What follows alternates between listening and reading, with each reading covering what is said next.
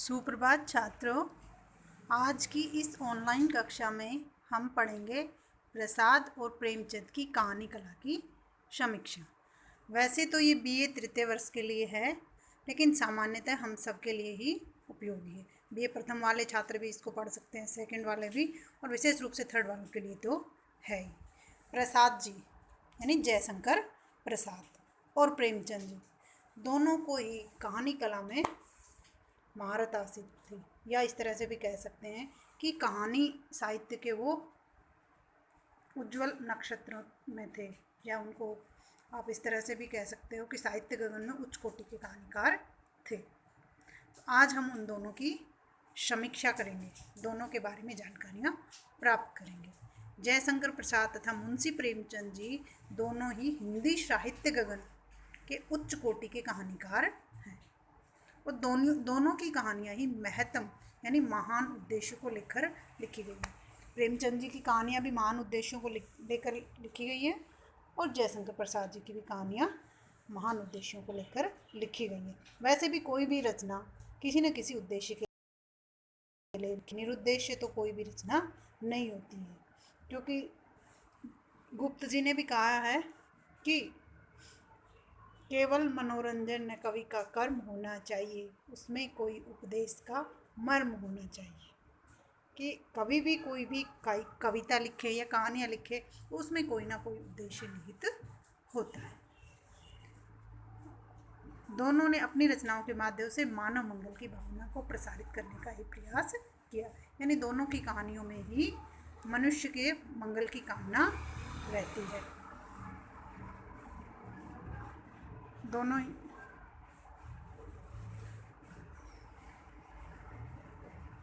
राष्ट्र और इस मंगल भावना के विस्तार के लिए कहानीकारों ने सामाजिक तथा राष्ट्रीय जीवन धारा को ग्रहण किया है। दोनों की कहानियों के माध्यम से जीवन तथा जगत को वाणी दी। कहानी के माध्यम से इतना होते हुए भी दोनों की कहानियों के जो विभिन्न दृश्यों में अंतर भी देखा जा सकता है, यानी दोनों ही बहुत महान हैं, दोनों की कहानियाँ बहुत अच्छी होती हैं, और उसमें मनुष्य के कल्याण के लिए अलग अलग उद्देश्य निहित होते हैं, लेकिन फिर भी दोनों की कहानियों में अंतर है। क्या अंतर है?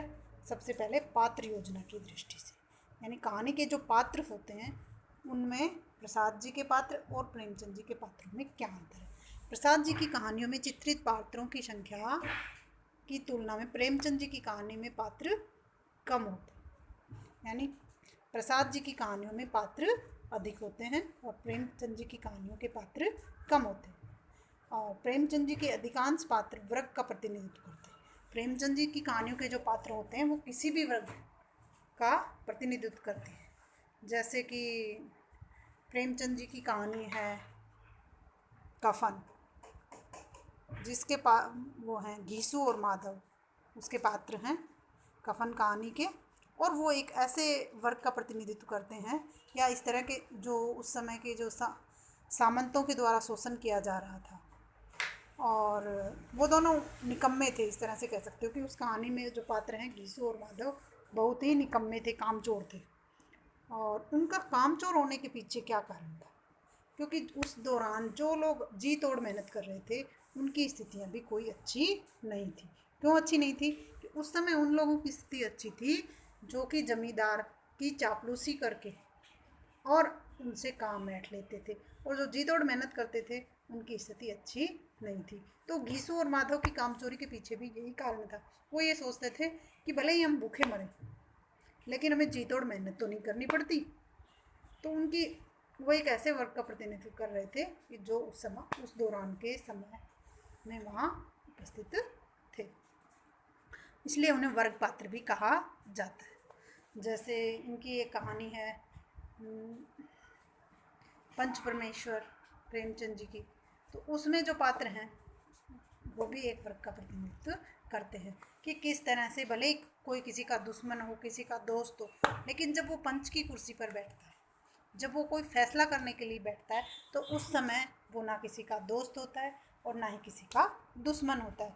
उस समय वो सिर्फ और सिर्फ एक पंच होता है, एक न्याय करने वाला होता है, और वो हमेशा न्याय की ही बात करता है, न कि वो अपने दोस्ती या किसी रिश्ते की वजह से झुक कर बात करता है।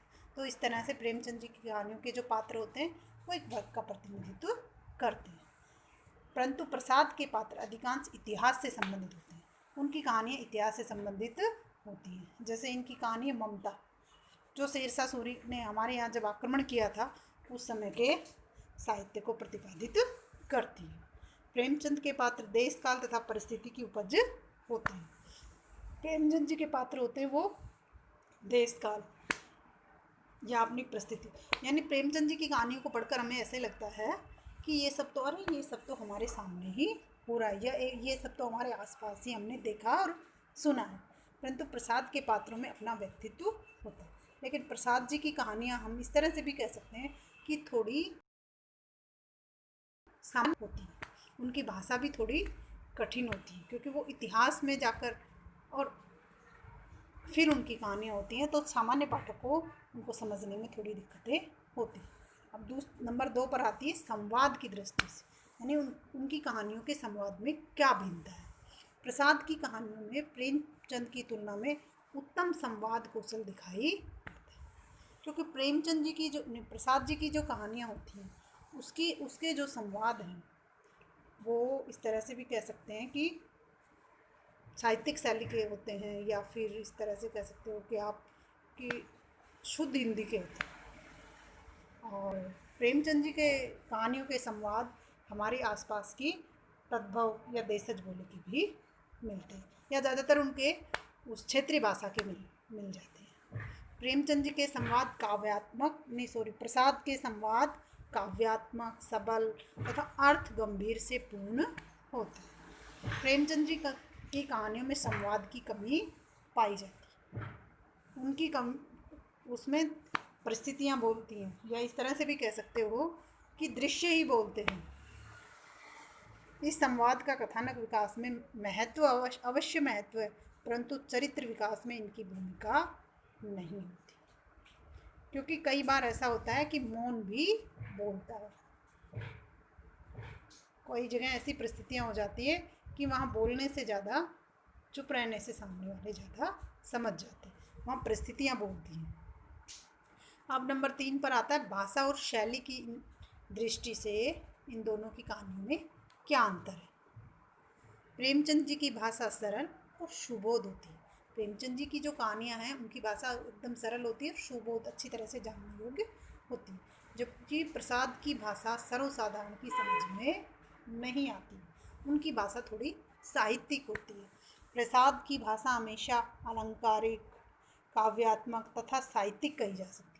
उनकी जो भाषा होती है उसमें अलंकारों का प्रयोग होता है, और वो भाषा काव्यात्मक लगती है, कविता की तरह लगती है, और साहित्यिक भी कही जा सकती है। और प्रसाद की भाषा एक समान होती है, जबकि प्रेमचंद जी की भाषा बदलती रहती है। प्रेमचंद जी की भाषा इसलिए बदलती रहती है क्योंकि वो उसमें क्षेत्रीयता का पुट ज़्यादा देते हैं, इसीलिए तो उनको हिंदी में कथा सम्राट कहा जाता है और एक सामान्य जन का चितेरा कहा जाता है। प्रेमचंद जी के लिए कहा जाता है कि वो एक सामान्य इंसान के मन के कोने कोने तक जा पाए थे, कि किस तरह से उनकी अच्छाई और कमजोरियाँ हैं, वो सब उसमें दर्शा देते अपनी कहानियों में। कि उनके प्रेमचंद जी की कहानी है बड़े घर की बेटी, तो उस बड़े घर की बेटी की कहानी को पढ़कर कैसे उसमें सब चीज़ें दर्शाई गई हैं कि वो देवर भाभी में झगड़ा हो जाता है, और वो अपने पति से कह तो देती है कि आज आपके भैया ने मुझे ऐसे ऐसे कहा, लेकिन जब दोनों भाई लड़ने लगते हैं तो वो उनके बीच में जाकर उनका बीच बचाव करती है, और फिर वो अपनी गलती मान लेती है कि मुझे आपको ऐसे नहीं कहना चाहिए।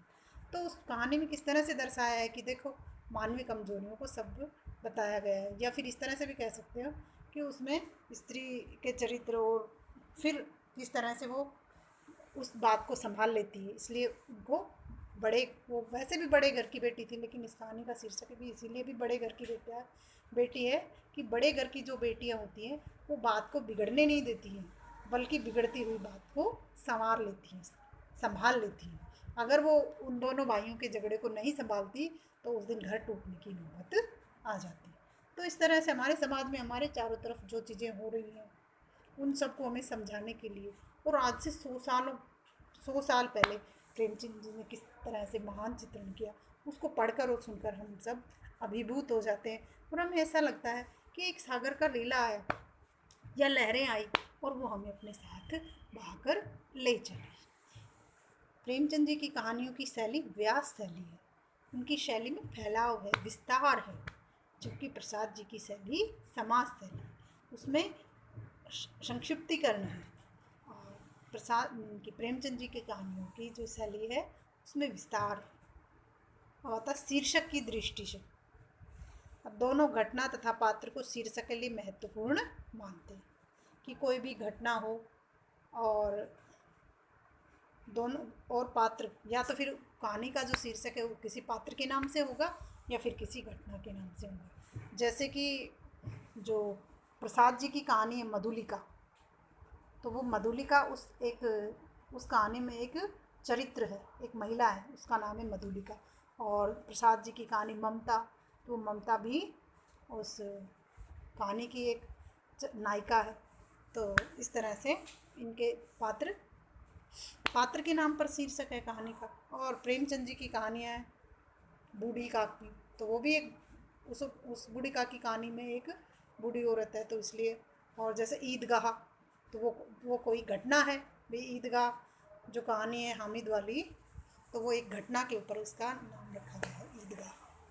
प्रसाद जी के पात्रों के नाम पर शीर्षक का नामकरण करना, प्रसाद जी पात्रों के नाम पर शीर्षक का नामकरण करना उचित मानते हैं, जैसे कि मधुलिका और ममता। और इसी प्रकार प्रसाद के शीर्षक अधिक आकर्षक होते हैं। प्रेमचंद के शीर्षक पात्र के व्यक्तित्व पर आधारित होते हैं, जैसे कि पूस की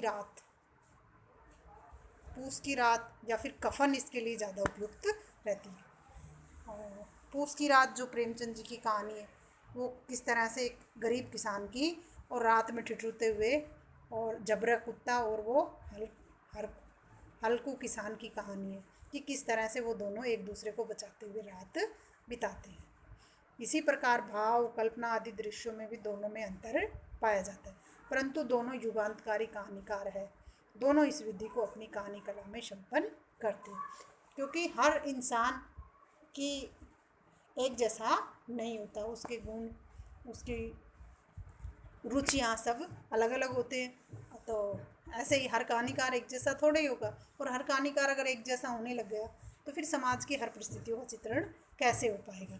इसलिए भले ही इन दोनों की कहानियों में अंतर है, लेकिन दोनों ही कहानीकारों की जो कहानियाँ हैं वो हम सब के लिए बहुत ही लाभदायक है, गुणकारी हैं, और हमें उस समय के समाज के बारे में, उस समय की परिस्थितियों के बारे में जानने की जानकारियाँ देती हैं। और वो कहानियाँ आज भी हमारे लिए प्रासंगिक हैं, वो आज भी हमारे लिए उपयोगी हैं। तो आज के वीडियो में इतना ही, कल हम कुछ दूसरा पढ़ेंगे।